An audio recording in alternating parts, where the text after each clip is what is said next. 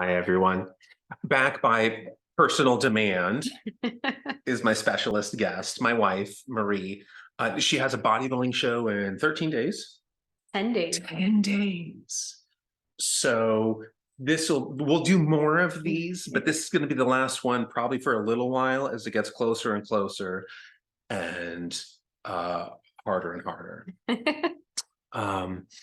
So I'm going to read the journal first, and then we're going to do another one of these top video games that we don't know each other's lists. Yeah, and me. We'll chat about all this in just a minute. First, let me read today's journal. Number 32, Tuesday, July 5th, 2022, Consequences of Technology in Storytelling. Hi, everyone. In my last journal, I discussed the value of limitation. Today's topic, the consequences of technology in storytelling, not just video games, but every medium, from cave paintings to VR. Ultimately, innovation expands a storyteller's opportunity. But let's skip that part and focus on the immediate effect. At the advent of advancement, narrative composition takes a giant leap backward. It's easy to see, compare the new, innovative works to those being created in a more mature medium. The 20th century offers innumerable examples. I'll mention a few biggies. At the turn of the century, movies were ridiculous compared to novels. In the middle, television was silly compared to theater. A few decades later, video games were hilarious compared to television. And near the end, the World Wide Web was a joke compared to pretty much everything. At the time, its biggest competitor was probably magazines, and the internet could barely hold a candle to that rival.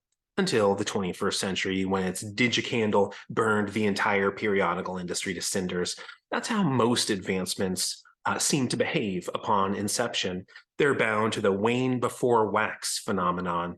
In battle, early gunman was outmatched by the opposing bowman. Likewise, in storytelling, the pre-existing form is initially superior. Whenever a new medium arrives, its pioneering practitioners need to probe its boundaries for a while, pretty crudely, until we learn where its strengths lie. Once understood, it undergoes a sort of artistic puberty, emerging as a mature art. For movies, viewers relish watching the world buffeting a protagonist, a hero's struggle against a multitude of elements, crooks, monsters, tornadoes, bombs, goblins, whatevers. For TV, what seems to work is the conversational close-ups. For the internet, it's turning out to be the rapid dissemination of mediocrity. In particular, the clickbait headline and 6-second dopamine surge. But what about electronic gaming? What's its forte? As video games approach artistic maturity, what they're excelling at is immersion through decision-making, and they're proving to be the most comprehensive and consequently addictive form of storytelling there is. We don't participate as an everyday activity, like reading books or watching TV. Increasingly, video games are becoming an every moment activity, akin to our reliance on the internet. Except, like books and TV, and unlike the internet, the goal of games is to inhabit a different world as completely as we can. We practically impart our souls on our avatars, but extramural ensoulment carries a steep and surreptitious cost: the erosion of empathy. When Ready Player 12 is released in VR theaters worldwide, what will that wide world look like? My vision of future human interaction is at least dystopian, if not apocalyptic. A boring apocalypse, though. Nuclear weapons pose a threat so obvious it's unlikely to transpire. Diabetes is sneakier. It already claims more lives than firearms and worsens with technology. Yet the most vulnerable care the least, because the headline doesn't bait enough clicks for successful internet storytelling. Does this foretell doom for the species? Sure, but only in that doom is an unwelcome rearrangement of the status quo, a devaluation of things I rate highly, such as lifespan, glucose tolerance, and traditional notions of productivity and societal contribution. But are my values inherently more important than those belonging to the winner of Ready Player 13, who dies at 24 in a festering pile of biodegradable candy wrappers and non-biodegradable feces? I assume future generations will spend their entire lives supine, engaging in complex social interactions with digital versions of their friends, reconstituted dead people, and believable NPCs. And they'll be having neurologically realistic, haptic, non-procreative intercourse, which will be fraught with creepy laws. And storytelling will be the key driver in all of this, although most of us will assume it is technology. And that concludes my massive pillar of opinionated prose, me. Okay, so I'm his best audience. I always think he's hilarious. she's often just sitting over here when I'm talking into the camera and giggling silently to myself. Or walking in when I'm telling a story about Guy Gavriel. Okay, so you'll notice we've rearranged the bookshelf behind us because the topic of today's, again, we're going to do another top 20.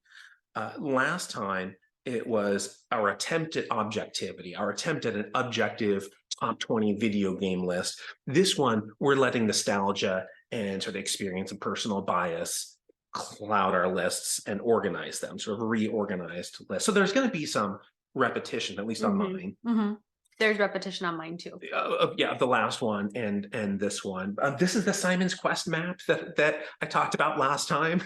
It's there. There's a few games that would potentially be candidates. So, you know, potential spoilers behind us. And you're still using Yoshi, but I have moved on to regular slime since this is a subjective list. Slimes aren't taking over the world, but if it were up to me, they probably would. Cheers. Cheers.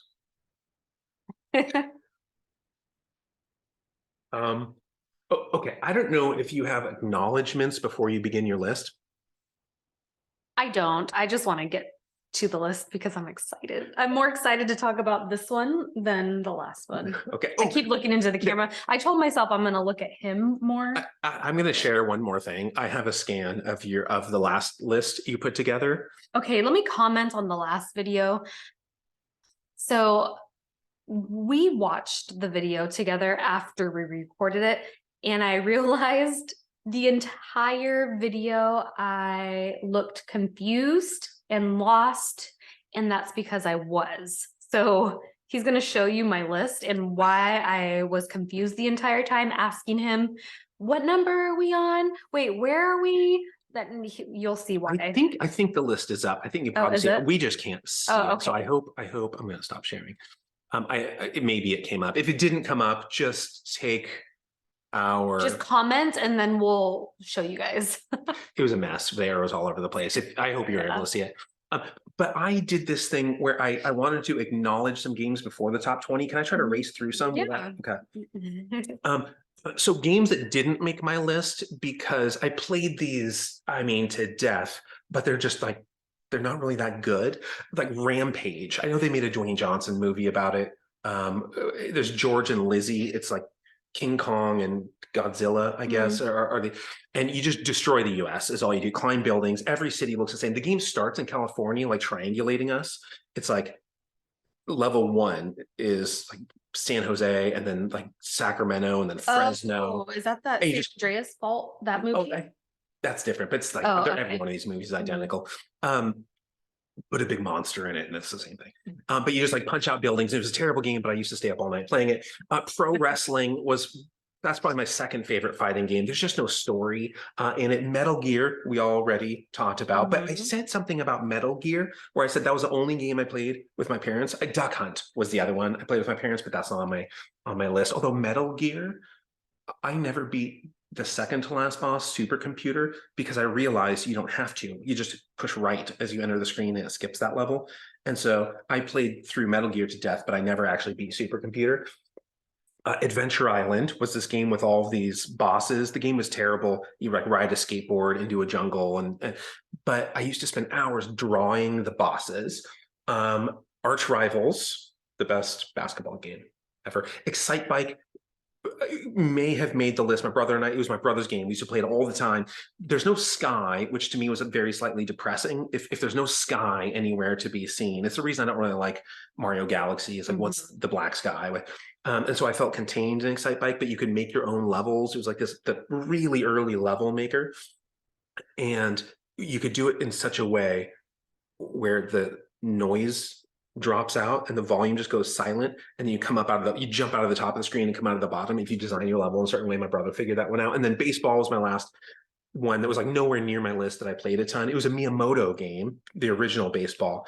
And that one we also figured out, if you unplug the NES controller just a little bit, I mean, it's a weird cheat, but you unplug it a little bit and you can throw these curve balls that curve half the screen. They go like 2 miles an hour and they curve half the screen. And one of us probably just jerked on the controller to figure it out. I don't know who it was. And then I had I know, I'm sorry, I'm dominating. No. I had some previous iterations of this list because I've been working on mine for like 3 days. I've been thinking about this for like 3 days. I did mine this morning again. Yeah, but yours is more organized. I can't see what's on it, but it's not as organized than the previous one. That's for it's sure. not just chaotic clutter and no way of deciphering. Like, yeah, that was bad. But ActRaiser and SimCity were on the list. ActRaiser is basically SimCity with super ghouls and ghosts in it.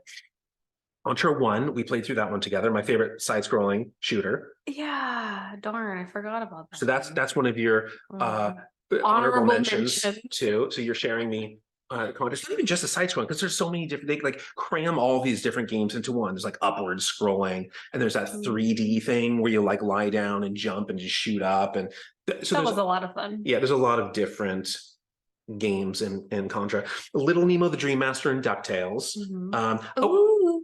Yeah. Oh, the music on the moon. They made a sequel to DuckTales on the original Nintendo, but like Little Nemo the Dream Master was an amazing game that I played to death, and so did my brother. We both loved it, but it comes from something else, so it doesn't have its own unique soul. Like Mario didn't start as a comic book. You know, it started as Donkey Kong. It started as Donkey Kong. And then it was like Donkey Kong 3 or something like that, had a different protagonist. It was like, it wasn't Mario anymore. It was like, oh, this is his cousin or something. Like Mario has his own job. But those ones have their own installment elsewhere. And plus, there's not a ton of sequels. You know, Zelda 3 made Zelda 1 so much better. Ocarina made Zelda 3 so much better, because you look back and wow, this world is expanding, the lore is expanding, and sequels make their predecessors more important, or you know, they establish more real estate in your heart. Oh, okay. So out of sports games which don't make the list, the Baseball Stars was essentially an RPG of sports game. I think the best sports game ever made was Baseball Stars. But Bases Loaded 2 was probably the one I played the most. I still have my lineup memorized. Dell, you, Bates, Binder, Norton, Cutler, Seigan, Baxter, Goody was my lineup that I used to play. Okay. So I obviously played that one a ton. Jackal and Akari Warriors. Wait, are we on 20 yet? No, not yet. No, okay. I'm still on. It's hard for me to like do a top 20 and then, like, you know, when somebody gives an Academy Award speech. Oh, the God of War guy. I'm doing the God of War guy who's like up there for 45 minutes, except what I'm doing is not. What was he even talking about? He accepted an award and I don't know, he was going on for like 8 minutes, and then finally they had to cut him off. They're like, okay, that's enough. That's gonna be me. Okay, yeah, I'm gonna be cut off a lot. But you know what, when somebody goes up and they just start naming people for like 8 minutes, they're just name after name, because if you name one person and don't name someone who's comparable, that's an insult. You're better off not naming anybody. And so I just want to name the honorable mentions to give them credit. Mega Man 2, everyone had Mega Man 1 and 2 growing up. And Mega Man 2 was just better. Mario Party Superstars, which we play with my brother and niece. And then GoldenEye and Mario Kart 64. Maybe that's a spoiler that they're not on my list, but in previous iterations of my list, you know, a few days ago, they were on the objective list. Mario Kart 64 kind of, but they introduced me to 4-player gaming, and we always had 4 players, and it was a community event. Okay, that's it. So those are my honorable mentions. Okay. Those are my top 20. Not bad. Yeah. So will you go first, since I started first last time? Okay, number 20 for me was Aladdin on Super Nintendo. Oh. I'm Disney princess, and you know, I like to think myself as that, and I love Disney movies, and Aladdin is on my list because I loved Aladdin and I enjoyed playing the video game. I used to play it at my friend John's house. I never had it, Mhm. but for Super Nintendo, those graphics Yeah, and the gameplay was also, yeah, Disney it was wasn't like the releasing. cartoon. Yeah. Yeah, it was just like it was the cartoon. And I Mhm. think there's an art form in video games that those side scrolling platformer-ish games have where it's in like fine art, there's impressionists, there's cubists, there's like surrealism, there's all these different genres, right, of art. And same thing with games where there's a particular type of art, and that one captured it really well. Mhm. Okay, so my number 20 is, it's a tie. It's Dragon Quest Builders 1 Mhm. and Dragon Quest Monsters 1. Um, which I think was Dragon Warrior Monsters when it came out. It was a Game Boy game.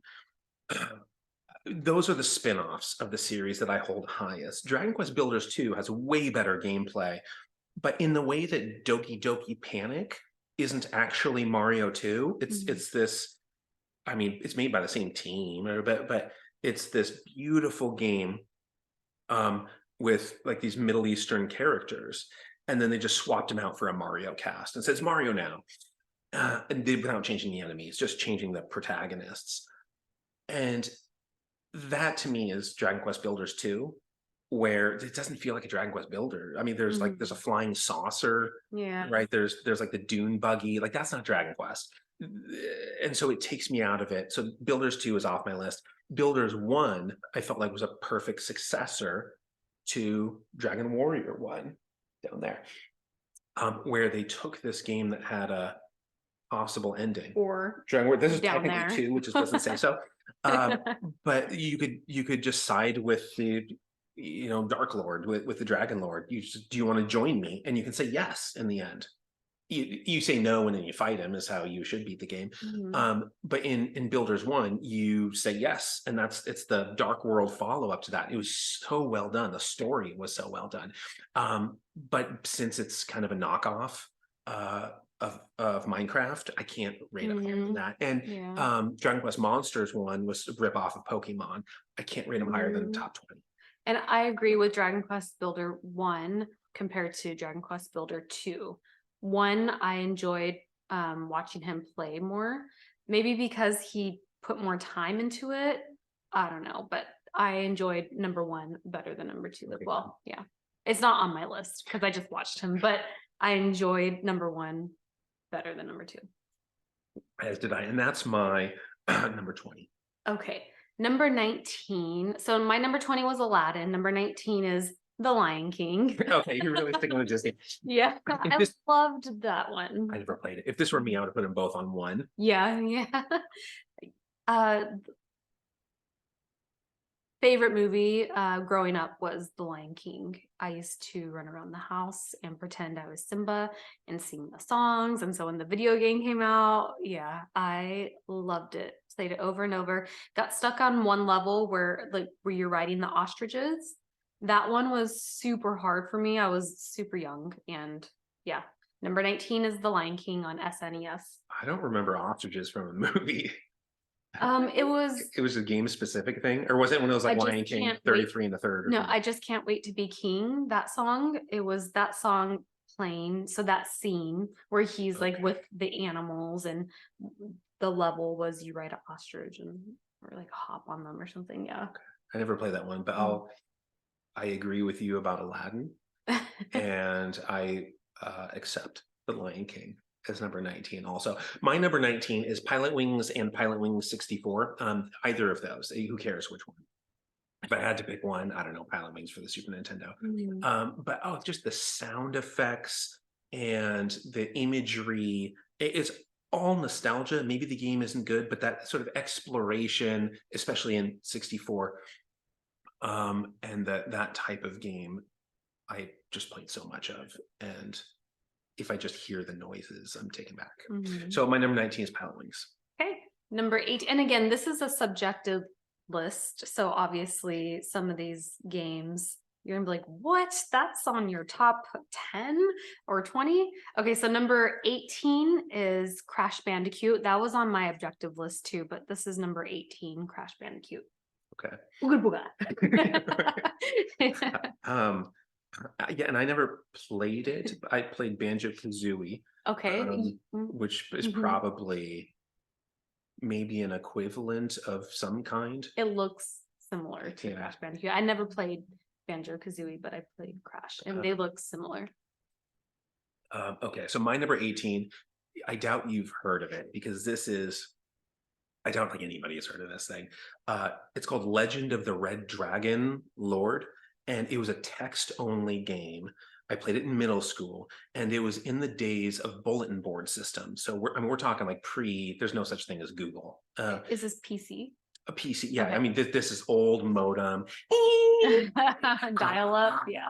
It's like the dial-up modem. It's like, oh, I got a 14.4 modem. It's like super. Oh, now I got a 28.8. Like as I upgraded the modems, and it was a text-only game, and whoever beats the red dragon first wins. But lots of people compete, and Oh, I remember him. I have remember I talked you about this before? explaining This this. guy. This Uh, but it was you get like 30 battles a day or something, and if it's like neck and neck, you can just call and just tie up the phone line because then everyone else calls and it's busy, so then I get to play that day. You do whatever you can to win. I actually got the code of the game and I reprogrammed it to be a Dragon Quest game where I swapped out all of the monsters and edited in Dragon Quest Whoa. monsters. But I was only playing by myself because I wasn't a host. I wasn't like my own server and people calling me. So You weren't the dungeon master. I wasn't the dungeon. I wasn't the DM. So my number 18 is Legend of the Red Dragon. Okay. Number 17, Donkey Kong Country. That was on my objective list too. I don't know what number, but number 17 is Donkey Kong Country. I remember talking about how impressed I was by the graphics and how I just forgot. Like, because there's games where I think in the subjective list, I'm not going to forget things, but in the objective list, when I'm trying to think of all the games, I forget stuff. And Donkey Kong Country was one that I should have put at least as an honorable mention. But it's not just the graph because I don't usually like graphical. I mean, it's what I said in the journal was it better be a real storytelling masterpiece, not just anytime new technology is presented, storytelling takes this giant leap backward. But Donkey Kong Country preserved the quality of gameplay and narrative experience while going up a rung in technology in the graphics. And so that's why that one I thought was so deserving and why I approve of it standing there. My number, that was your 17? My number 17, I think to people who have played this game before or even are just familiar with RPG history and what titles are relevant are going to be offended how it is so low. It's Chrono Trigger. Oh. I came to Chrono Trigger late. That's the thing. If I played Chrono Trigger when I was 14 or something, I mean, it would be my number 2, probably.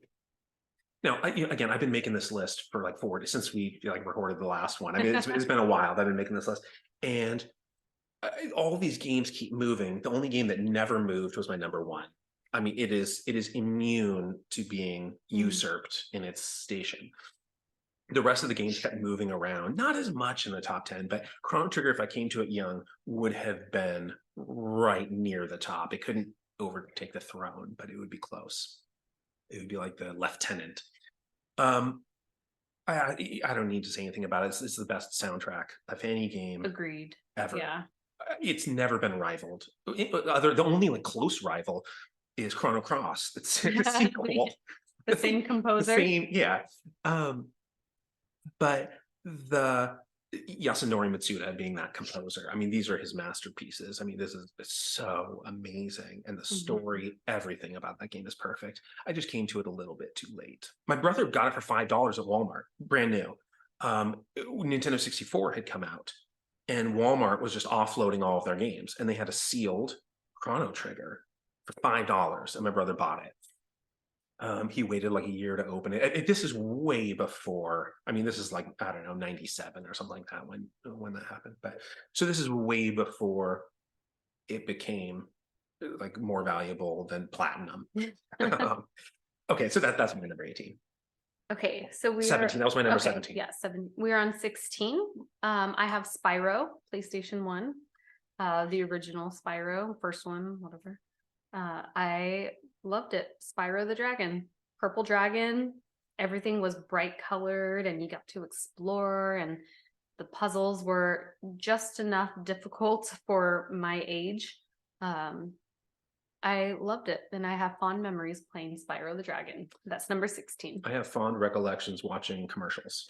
I never played the game, but I saw so much of its action because it was a big game Yeah. in its time. Was that PS1? Yeah. Okay. And I didn't have a PS1 until Dragon Warrior 7 came out, and that was the only game I got for PS1. I was like, all right, Dragon Warrior 7, and then that was it. For PS2, the only game I got was at that point it was finally Dragon Quest 8. Only game I got. So I've never really been a PlayStation gamer. That was your number 16. My number 16 is another weird one. It's not as weird as Legend of the Red Dragon, and we'll play through this one together at some point, but it's Master of Magic. I played this a ton in, I guess it was middle school still. And we've played Civ 6, Civilization 6. Master of Magic is Civ 6 in a fantasy setting. Okay, so you start the game and you pick a wizard. Like Civ 6, you pick like Teddy Roosevelt or like whatever. A real person in history. Yeah, you pick this like real person and build up cities that are realistic and sort of develop it. Yeah, it was like 1800 in the video game, 1800, and he was already going to space. So but like technology was the Democratic Republic of the Congo had like colonized Mars or something. It's like 1740. This is weird. Yeah, I remember it's always the Congo. It's like every time I play that like makes it to the moon or something like that. And I haven't emerged from like the dark ages. You're still dying of dysentery. Yeah, I have like I don't even know what dysentery is, and like water sanitation hasn't even that's not a technology I have yet. I like just learned to control fire and like I can boil water and like what's on the moon? The Congo. The Congolese advanced civilization. So Master of Magic though, you pick a wizard. It's like Freya, it's Merlin. You pick some historic wizard. Like customize a little bit with some attributes, pick a race, pick a banner, and then you're placed onto this randomly generated map. And there's just blackness all around you of the unexplored world. And then you send out sort of scouts, little armies, and you try to conquer other people's cities and stop them from conquering your own. And it is such an addicting game because it can unfold in 10,000 different ways.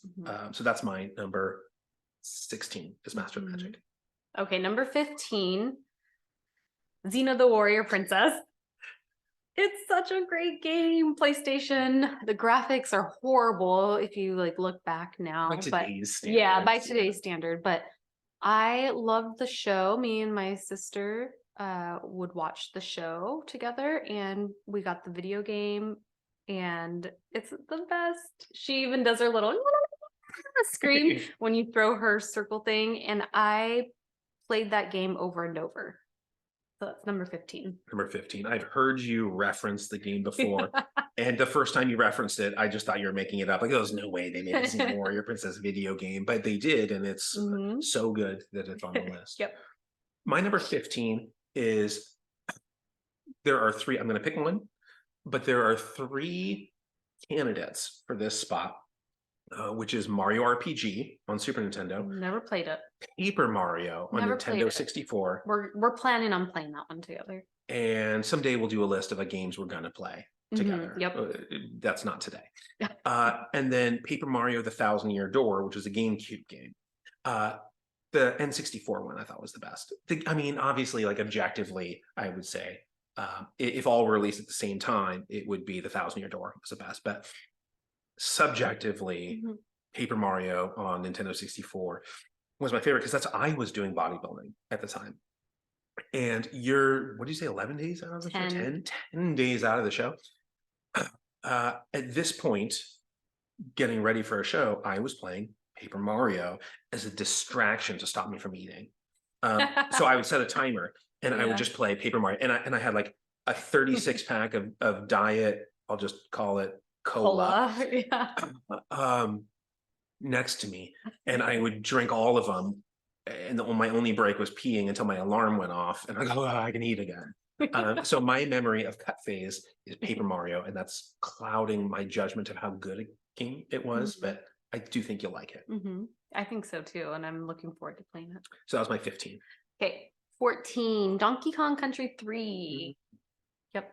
Diddy Kong's Quest, is that what it is? I think so. Donkey Kong Country 3.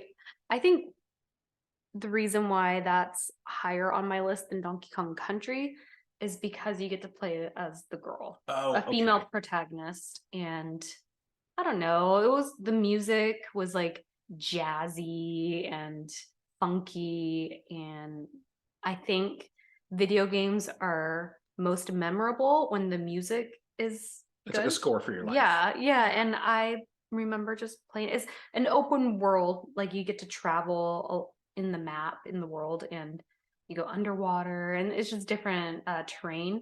And I love Donkey Kong Country 3. I love playing it. So that's number 14. 14. I approve of that one. Number 14 is barely being there to be okay. So the third place candidate here would be Teenage Mutant Ninja Turtles 1 on the original Nintendo.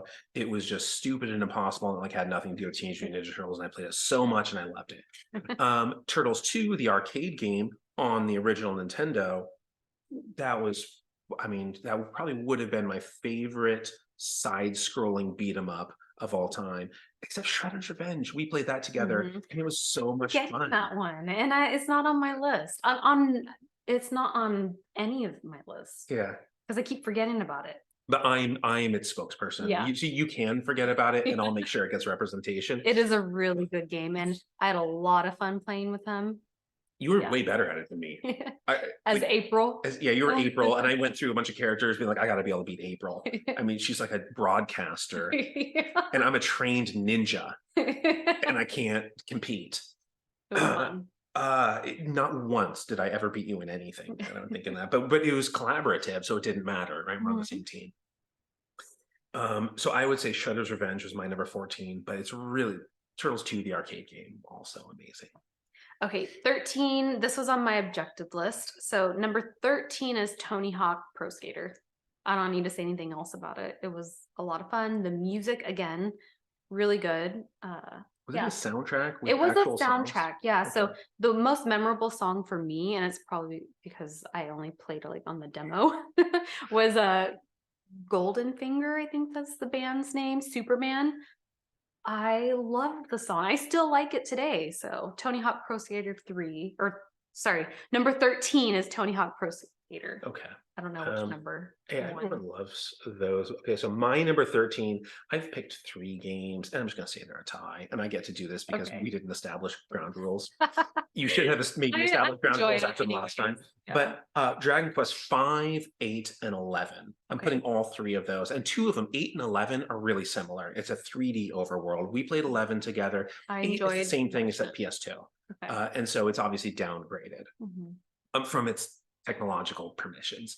And then 5 looks exactly like an original Nintendo game. It was the first one on Super Nintendo, and the graphics were really unimpressive. The story, that's what the movie is based on. Dragon Quest Your Story. Yeah, that was a cute movie. That's based on the storyline for Dragon Quest 5, because the ending is just weird. On Netflix, I think. I think it's on Netflix. Yeah. Cute movie. If you have children, watch it. Yeah, if you have children, or if you're Dragon Quest. Yeah, if you're like 42.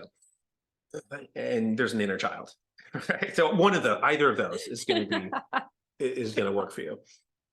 But the story, I love storytelling, and my problem with Dragon Quest V was it wasn't released in the US, and so I ended up playing it much later on a computer. It was my first gateway computer. I went through a series of buying gateways because when I was in undergrad, I think it was in my late undergrad when I got this, I did an internship.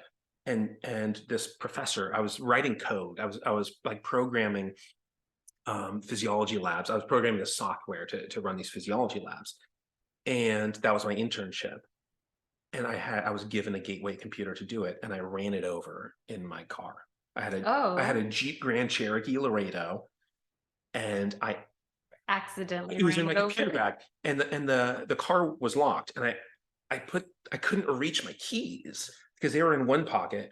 And so I had to put the computer bag down. I leaned it up against the front tire.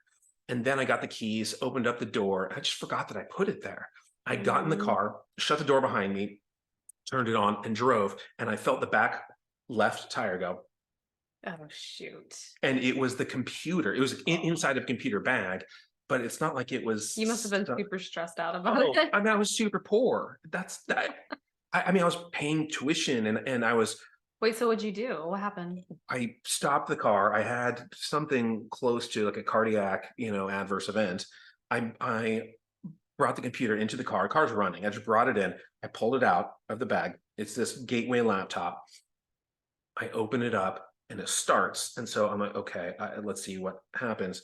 And everything worked fine except the CD drive.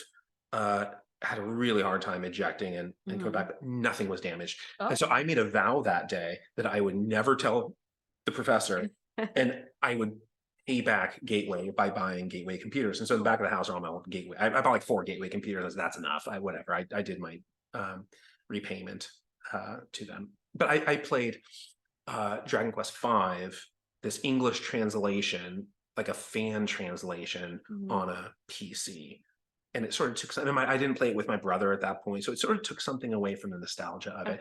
And then 11, I have a ton of nostalgia, but like sentimentality has a slow metabolism, right? To develop this like a bolus of nostalgia, it just takes years. That's a good point. I didn't think of that, but I think you're onto something there. And so 11 would be way higher. And if we do a future list in like 10 years, 11 was probably on my top 10. Yeah. But it doesn't quite break it right now. It is number 13. Okay, number 12, Pokemon Snap. Oh man, Nintendo 64. I love that game. And it's probably super boring to a lot of people, but there's something about getting the perfect picture of a Pokemon and then trying to go back and beat your score. I was trying to think of what it was. Yeah, you're like driving through different terrain, and you have Professor Oak. He gives you these tasks to do. Take a picture of this, or look out for this Pokemon, and this is a whatever. And so you drive through the terrain and it's moving. And while it's moving, you have Pokemon on both sides or in the front, and you have to get the perfect picture of it. And I loved it. Pokemon Snap. That's number 12. Okay, number 12. You're like a safari photographer. Yeah. Okay. My 12. Yours is going to be way higher. Ocarina of Time. Are you insulted that my Ocarina is so low? No. Okay. So, but I put Breath of the Wild and Ocarina as my number 12. No, I know in earlier iterations, this was like number 6 or number 7. Okay. And I lumped them together. Jeez, number 12. I know. Even every hour, these things would change a little bit based on, did I just eat? Am I cold? Am I warm? Is it do I have a bodybuilding show coming up? Is it sunny? Is it cloudy? All of these things would influence my ranking. And just in my final draft, it ended up in number 12. There were versions of this in which it was top 10, but and I do have in the house somewhere. We'll open it up and go through it. So we share all the promotional material for Ocarina. Like old VHS tapes of like official Nintendo releases on VHS with the promotional material. They re-released the game on, I think, GameCube, and we have that like factory sealed. I never opened it. And of course, we have the original Nintendo 64. I pre-ordered it. I mean, I love that game. Yep. But it's hard to. There's a lot of really impressive Courtney defining games, and it's number 12. Okay. Today. That's okay. Technically, like yesterday when I finished the list. Okay, number 11, Mario Kart 8. And I don't play racing games. It's just not my thing. But what I enjoy most about Mario Kart 8 is playing with loved ones and battle mode, playing with you and our niece and brother-in-law, brother. I just really enjoy it. And Mario Kart 8 is number 11. I approve. 11. Okay, this one, This is the last of the sort of foreign entries. I think you'll be very familiar with the rest of them. King's Quest 6. Of all the King's Quest games, 6 is just a gem in my heart. You know, when the logo. Is that the one with the owl? No, that's fine. Okay. The owl is great voice. That's 4 or 5. I'm pretty sure it's 5. That one. Yeah, that has to be 5. That one's good. 6, the graphics are basically the same as number 5, but and I don't think I've had you watch this one yet. I don't know, but I don't think so. Oh, it's just storytelling for me. Again, Roberta Williams was this key influence in storytelling, and number 6 was the one I really connected with. And I could probably still today just boot it up, and I'm sure I could go through and get all the points. I just played it that much. But the Sierra Entertainment Mountain, you know, the sound, that image and the sound, like if Capcom comes on the screen, if Konami comes on the screen, you know, the logos enter the screen, and like these noise. Oh, Super Mario All Stars on Super Nintendo. Mario All Stars, okay. Where it's the audience Oh, coming in. right. Yeah. I don't even know how to. I don't know how to do sounds, but and then the coin. So these intro where you just turn it on and it's perfect. I mean, that's King's Quest 6 for me. Okay, we're on number 10 now. Number 10. We're in the top 10. Getting in the top 10. Subjective list. So number 10 for me is Super Mario 2. Doki Doki Panic. Okay. Number 2, just because out of all of them, 1, 2, 3 in world, I think number 2 was my least favorite, but it's still top 10. I think you're gonna say something positive. Like, out of all of these games, it's the worst. And I recently played it this year again. So it's number 10. That's Guess what my number 10 is? Is it Super Mario 2? Super Mario 2. Super Mario 2 is also my 10. But I do these. That's me petting him. I do these franchise chunking. You know, when I said Dragon Quest 5, 8, and 11. You have A, B, and C for number 10. The Paper Marios, our RPG was the sort of precursor to Paper Mario. Not really a prequel. I'm not chunking this one because it actually is a unique game. It's what you said, it's Doki Doki Panic. It's not a Mario game. And what I think is my favorite enemy out of the entire, actually this wasn't even Mushroom Kingdom, but out of the entire Mario world. Don't tell me, it's the Mouser. Oh, I do like Mouser. But Wart. Oh, okay. Yeah. He's so good. Here's this weird looking kind of green. I used to have a wart. An obese frog. An obese frog, I guess it is. You have to throw cabbages in his mouth to kill it. There's like collagen injections in his lips. It's like, so you throw vegetables in his mouth, and it's so unexpected, but it fits. You encounter this boss, and he's so weird, but it's not. It just fits. It's perfect for Mario. It's perfect for the game. It's perfect for everything. And so Mario 2, there was one issue I had with Mario 2, and it's not about the game. It's I would watch these TV commercials, and it was like about a call center or something. And it showed this scene of Mario climbing up the vines, and then like the screen goes white, and it's like, there's this special like zone here, and there isn't. That was just a TV commercial. And I was on those vines trying to look for it like a week without, I emerged just disheveled and like, what? There isn't one. And so sometimes when people advertise games and they mislead you, I'm upset because I imagine how I could have spent those 10 days rather than like a hide and seek for something that's not there. So that's also my number 10. Okay, number 9. This was on my objective list. But number 9 for me is Sims. On PC, the original Sims, not SimCity, but Sims, where it's like the real world is the analogy you used. It's great. I just remember waiting for the newspaper to come to see what job I'm gonna apply for. And like if they assign you a burglar, I'm like, great, I'm gonna go to work, honey. I'm gonna go rob some houses. But number 9 is Sims. Okay. My number 9 is Mario Kart on the Super Nintendo. Now, Mario Kart 8 could go here also. But again, what I said about nostalgia being this sluggish, growth rate. Mario Kart 8 is so much the better game, and we play it together, and I love it. And if I remake this list in the future, I bet its nostalgia will supplant that which I have for Super Nintendo. But Super Nintendo, that was one of those games where Mario Kart 8 is just fun. Mario Kart Super Nintendo, it's for us, whatever. This isn't something that I do competitive play focused online. practice. Like I practice with intention, and I try to master a level, and I'll do one corner over and over and over and over. I mean, I'll practice a corner 300 times in a row. I mean, that's how I spent my youth. Right. So, okay, go play sports and climb the neighbor's tree. And then I got to get this corner down. I'm just going to do it 300 times today. And so there would be a training, there would be a practice with intention in Mario Kart on Super Nintendo. And that one to me is superior to only for my experience with it. Okay. We're on number 8 now. Okay. So I guess apparently most people think this is one of the worst Castlevanias, but for me, it's my favorite, Castlevania 64.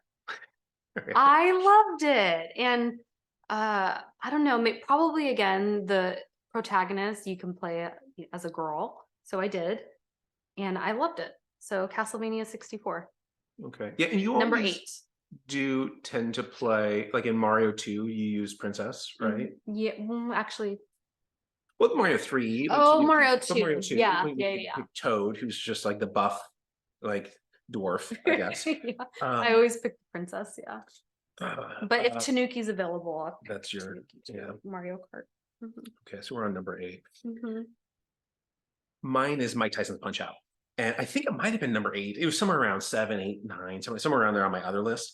But previously, I just talked about the perfect game. So I'm not going to say the same thing. Instead, I will talk about my experience, which is in elementary school, everyone had it. Everyone. And this was my introduction to the reality that females played Nintendo too. All my, I was a little boy and all the girls around me played Punch Out. And Mandy, this one, said, and I quote, "I know Mike Tyson's code by heart," is what she said. And I didn't realize by heart, knowing something by heart was a cliche. That was the first time I ever encountered that expression, was about Mike Tyson. And for me, I can still, I don't need an organ as regal as a heart to store that memory of Mike Tyson's code. I have all of these codes, not all of them, but I have a great many of these Mike Tyson codes memorized by spleen. You had Contra code memorized. Yeah, but that's a classic. Up, down, down, left, right, BA slash. So that's kind of a classic one. Mike Tyson's 073735963. That's Mike Tyson. But there's a bunch of different codes that are basically phone numbers. And so it's a little bit, there's just diversity of code in those. But I played that game so much. I'll leave it at that. You go. Number 7, this was on my last list in a different number. God of War 4. Is that the one we did first? Or is that the one? Okay. Yeah. I'm playing through Ragnarok now. I'm sure that'll supplant God of War 4. But as of now, I have not completed Ragnarok, so God of War 4 is my number 7. Okay. My number 7 is Street Fighter 2. And that's the original version of World Warrior there. But any Super Street Fighter, any of the Super Nintendo versions before it gets into sort of cinematics, I just fight games, pro wrestling, check, yeah, love it. And then let's move on and just go to Street Fighter and then just stop there. Never release another fighting game ever. That would have been my, if I controlled Capcom and Nintendo and every other platform, no games after. Because again, with that game, more than any other, I practiced with intention and I would go one button through the entire game. And so I would pick, I did not every single character. I was good with every character, but I was excellent with maybe 3 or 4. And with those characters, I would go through, I'm like, okay, I'm going to beat it. I'm going to try not to get hit on the hardest difficulty setting using only the Y button. And then I'm going to only use the X button. I'm going to only use the R button. I never got good with L. L, because I would use my right index finger for L. And if I'm playing 2-player, you can see what I'm doing if I move my hand over. But I ended up best with the Y button, which is the weakest punch. And so, at least on Ken and Ryu, it was different for different fighters. But I would go through only using a single button. And then the idea was I'm going to be proficient in kind of any situation, but then playing timing and distances. And then when they started making all these other fight games and people discarded Street Fighter 2 and my skill was immediately irrelevant, I stopped training for games at that point. Yeah. And I could probably sincerely, with some amount of truth, with honesty, say Street Fighter 2 is a reason I learned to play guitar, because there isn't going to be a new console that replaces the guitar. You can always play the guitar forever. Those skills will stay with you until you die, because it's an instrument and instruments last, if not forever, at least it approximates forever for, human lifespan. Street Fighter 2. Number 7. Okay, we are number 6. Super Mario Brothers, the original. Number 6. Okay, that's a good choice. That's a good choice. I don't really have to say anything else about that. Yeah, I don't really have to say anything about my number 6. Oh, Simon's Quest. Okay, there's one thing I have to say. Remember when Mario 2, when I said there was that TV commercial, you're on the vines and like the screen goes white. On the back of the box, which I didn't pull out, it's in the other room. The one I got, the exact copy I got for my birthday from Grandpa Claire and Granny Yuki. On the back of the box, it shows a city scene with flying wraiths. That's not in the game. And it was like a beta version or something like that, where they had flying wraiths. I have no idea where there's a screenshot of Simon's Quest on the back of the, if anybody watching this knows whether, like, oh no, that actually is real, here's how you access that in the game, oh, please leave a comment, because this was the like Easter egg hunt 20 years for me. I never found this thing. Like, just why put a screenshot on the back of the box with like a hoax? So that was my only complaint about it. This wasn't even on my objective list, and the reason, and it was on yours, and the reason I didn't put it there is, like, my dad was my baseball coach once, and yeah, but he didn't want to show favoritism, and it's hard to find that balance. And so people tend to either show favoritism or go really heavy in the opposite direction, where the coach is way harder on their own child because they don't want to exhibit it. And that's what I was doing to my Castlevania child. It was like, you know what, you're on the bench. Like, I'm sorry. Yeah, you may deserve this roster, but I'm putting you on the bench. But I do like how Castlevania 64, which was notoriously criticized. I mean, even I've criticized it. I didn't play through it. I just, a very tiny amount. So is Castlevania 2. Castlevania 2 and 64 are the two criticized entries. And those I enjoyed watching. Oh man, it's my favorite by far. So that is my number 6. Top 5 now. All right, number 5, Overwatch. 1 or 2, it's pretty much the same game. I've watched you play and I can't tell the difference. Yeah, I love it. I don't know. I think the nostalgia part, playing with my nephew, he's really good, and he's only 8 years old. Headshots all day, and playing online. Overwatch is the game that I can play for hours without breaks, other than having to go pee. But man, there's something so addicting about it. The dopamine surge if you're playing competitive, and if you lose, right? No, I'm going to play again and try to make up for that loss. Or if you win, great, I'm going to keep going. And it's a casino effect, right? Slot machines. Number 5 is Overwatch.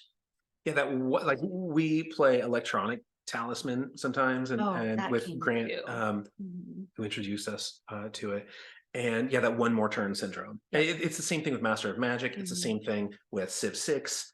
All of these games where he's just like, oh, just one more turn. Oh, just one more turn. Oh, and then like, how many one more turns has been 3 days? Right. I mean, so Talisman, we binged that game from like when we woke up to going to bed like 2 days in a row. It was like an entire weekend, and we called it Hawaii. Other people go on vacations that are out of the house, and there's a destination and a hotel and the beach. Hey, do you want to play Hawaii? Yeah. No, we just went on vacation. We just treated it like a vacation. Like, all right, you know what we're going to do? We're going to play for 48 hours, and then we're going to just stop cold turkey, because we get on plane within the house, Okay. and return home and like vacation's over. So that's what we got it out of our system. Okay, so we're on number 5. Number 5, Mario 64 is Okay. my number 5. My original copy is right here. That's the one I bought from Toys R Us. I worked for the Boys and Girls Club, and that's how I saved up all the money. And I just every dollar I saved, and I put it toward Nintendo 64 and Mario 64, and I got Pilot Wings 64 also. But I still have my receipt for that game from Toys R Us, which Go now, return it. yeah, which Toys R Us like doesn't exist. Yeah. And so Just a in lot of case. these stores where I got games from, I have all my receipts from when I purchased any game I purchased new. I didn't throw the receipt away. It's actually probably in the box. But yeah, so I got it from Toys R Us and I worked for it. But it's just that game. I would invite people over and just play it and watch me. and they would. And I'm like, do you want to, play? Don't save this because this is my. It was just such a different experience playing that game. Mhm. Mario 64, my number 5. Okay, number 4. Oh, I have a lot to say about this one. Tomb Raider 4. Oh, what a great memory. And I think it's a great game. Okay, so growing up as a child, obviously Growing up as an adult. growing up, Benjamin. Yeah. I was so into ancient Egyptian and ancient Rome and just learning about all of that.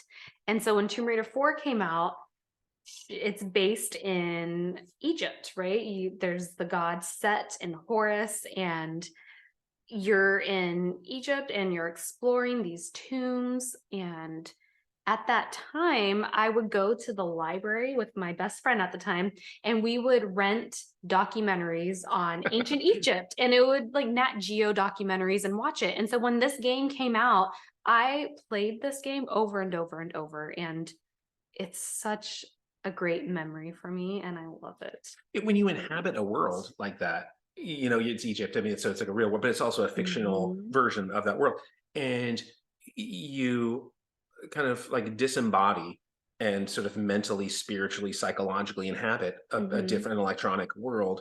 And you're in this other place, and you have goals that need achieving, you have threats that need avoiding, and it really it takes the place of some biological function in the real world. Yep.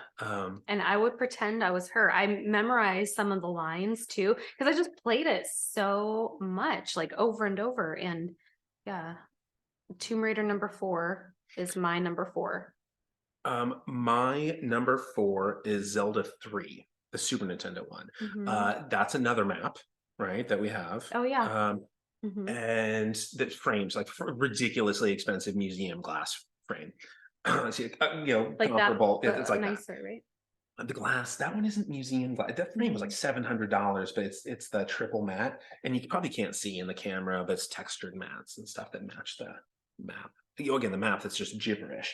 I mean, we have the North Bridge, the East Bridge, and the South Bridge. Like the map doesn't, and like the locations, it's all nonsense, but love it.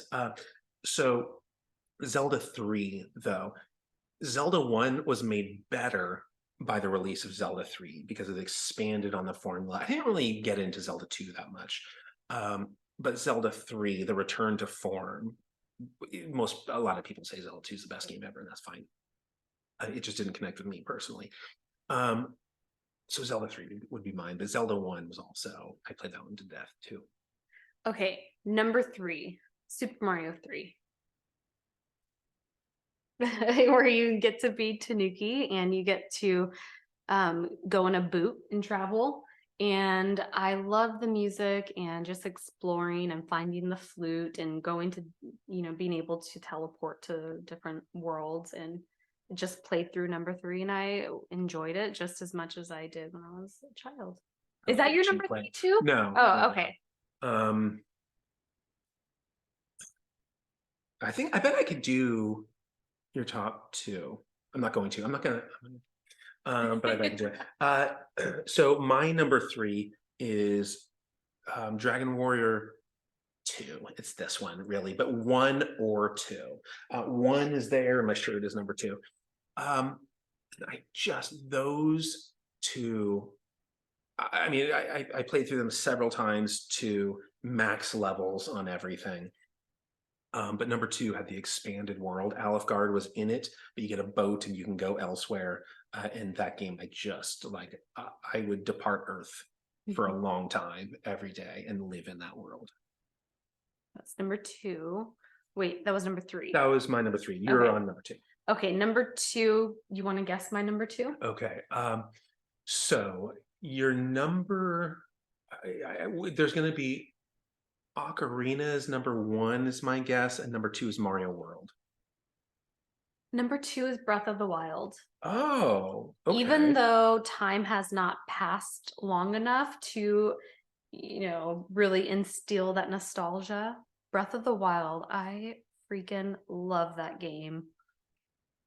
Yeah, the expansion pack, I probably played just one level. You know which one it is. Oh. And it takes about an hour just to play one of the levels from the expansion pack. And I don't know how many hours I wasted on that. And I haven't beat it yet, the expansion pack level. Yeah, so I played through the game first, and I mean the first thing I did once you leave the plane, right, the like plateau, I just went straight to Ganon's castle, and it's like I managed to kind of get in there pretty early and stuff, just to try to find powerful weapons. But then I would never use the powerful weapons because they break, and so I just try to keep them in going with the condition. pop shield. Right. And then so I went through and beat it, and then shortly after that you started it, and I watched you play through it to more completion than I did. So I'm very approving of that. My number two, did you want to guess? Is it Super Mario World? It is, yeah. Only because he guessed it as my number two. But I have two games listed here. he was projecting. I was projecting. I was the projector.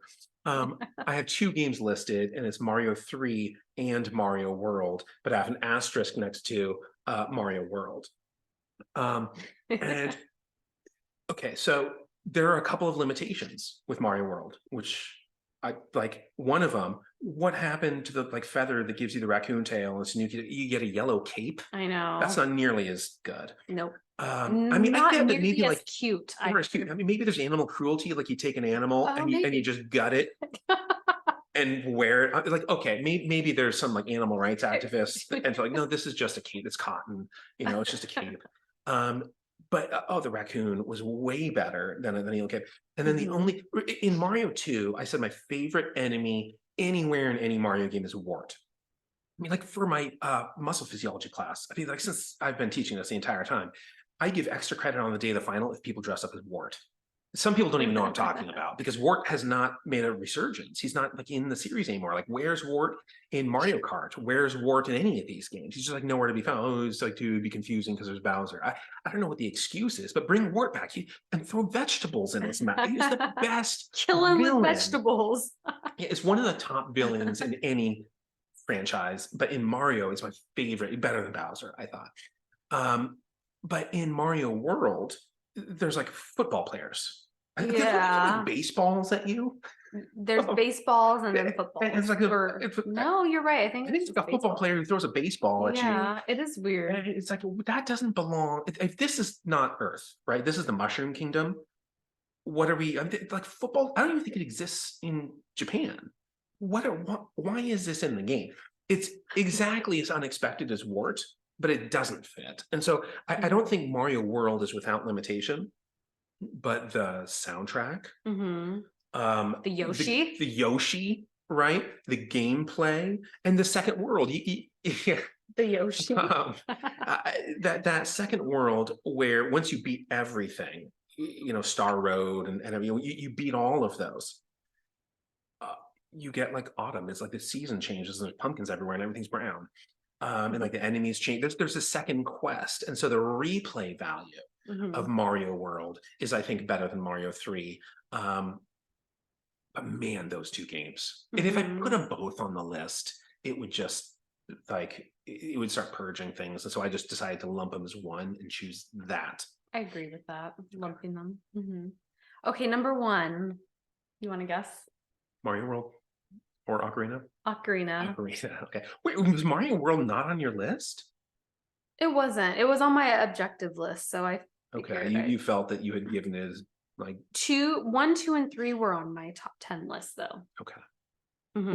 But Ocarina is my number 1, and I think it makes Breath of the Wild my number 2 because Ocarina was my like growing up video game of exploration and fantasy and the music. Oh my gosh.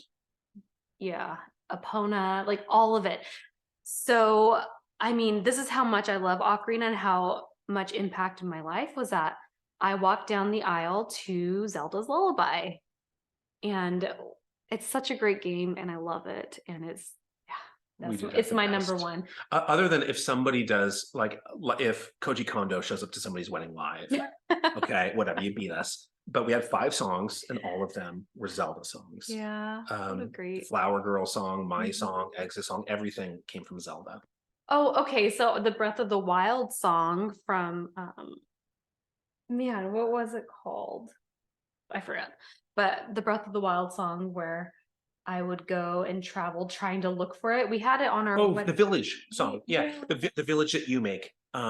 And yeah, when you finally got there and it started playing, we were like overcome. Yeah. And they celebrate it with a wedding. They get married in Breath of the Wild. I can't think of the name. Yeah, whatever the village name is. But the village that you make. Your own SimCity. Yeah, it's great. That song. Ocarina and Breath of the Wild, my number 1 and number 2. That's so like when we celebrate our anniversaries, I feel like this is taking something. I'm not going to say that's for us. Yeah, that's for us. Yeah. Number one. Did you want to guess? I don't know if you're going to be able to get it. Did you want to guess mine? Dragon Warrior 2. Oh, Dragon Warrior 2. I already sorry. acknowledged. But you'll have noticed the beaming eyes when you started. Number 4. Number 4. You yeah. got it. So Dragon Warrior 4. This is the game that can never leave its throne. Last time cannot be supplanted. It cannot be. I mean, I don't care what kind of revolt is coming. It could be like fisticuffs, and what's coming is nukes on a like invading army, and like I got this. Like Dragon Warrior 4 cannot be removed from a stone, and at some point in the future, I want to tell a story on here, but I want my brother to be present for that. And so I referenced a story about a different game that's not on my list anywhere, but that opened the door to like a transformative experience. And I want to save that until my brother can be here. So instead, I'll say the storytelling was masterful in number 4. There are these 5 chapters, and you go through each individual protagonist, Ragnar and Talon and Elena. You go through each protagonist, and you get to chapter 5, and it's your character, and you meet all of them along the way. So they're their own hero of their chapters. And then you get to your chapter, and you get this like caravan, and they all accompany you.